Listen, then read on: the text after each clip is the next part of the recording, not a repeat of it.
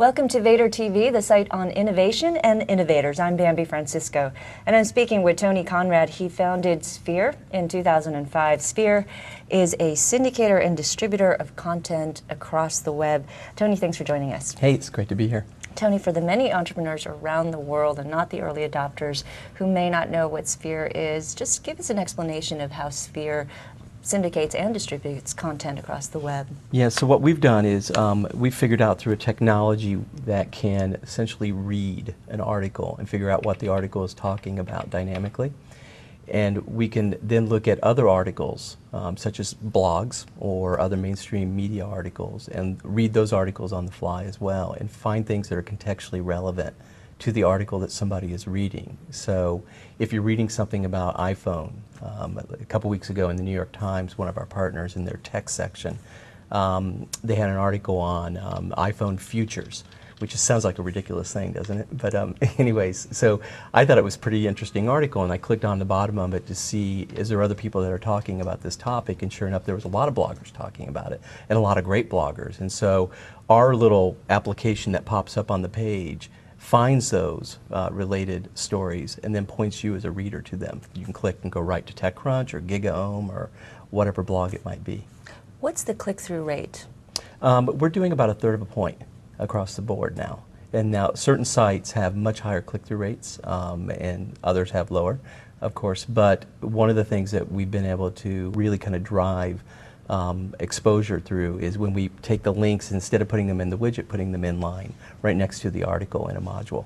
And that drives click-through rates up past 1% in some cases. And when you work with the traditional media companies such as the New York Times or the Wall Street Journal, how do they respond to the fact that you are potentially driving some of the traffic away to the blogosphere, since you're essentially allowing the users, the Wall Street Journal, New York Times users, to discover what else is out there? That's a great question. And I think it's probably 3 years ago this business wasn't possible, because I don't think that there was a certain recognition and embracing of linking out.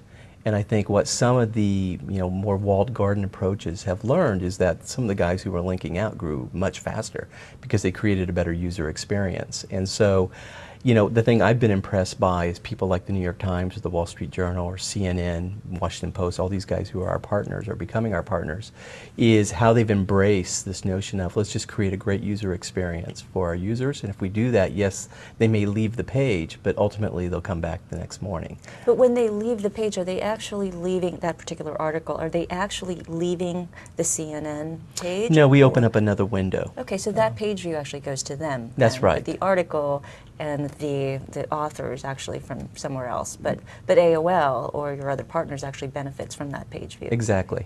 Okay, so you have 1 billion content pages today, or more than that, correct?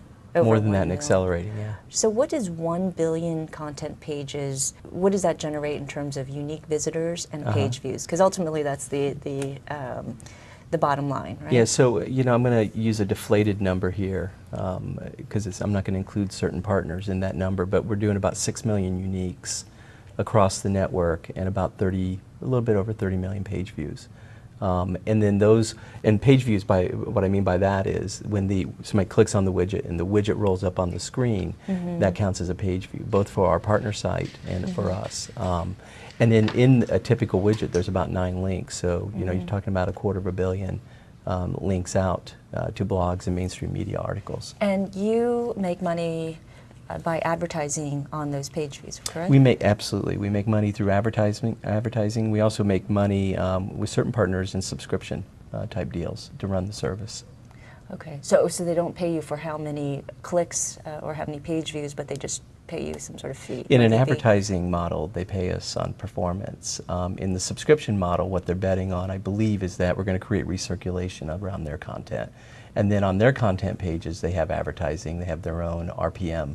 And that means they're going to make a lot more money, by driving more page views. So from a practical standpoint, Vator TV is a publisher of content, and we would also certainly welcome content from around the web. So why would Vator TV use Sphere?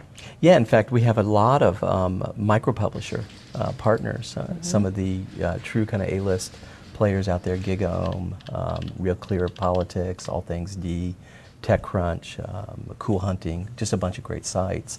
And I think what they're doing it for is they believe that it adds to the user experience. I think the bloggers are very progressive in their thinking. They're also very progressive about their understanding of the values of linking out and having people link back.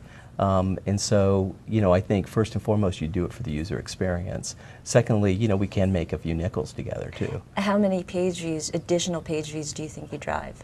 Oh, it depends. I mean, take whatever your page views are and look at somewhere between a third of a point and a full percentage point. But you don't sell page the views. advertising, correct? We do. We do. you do? Okay. We actually, right now, we do it through a partnership with FM Pub.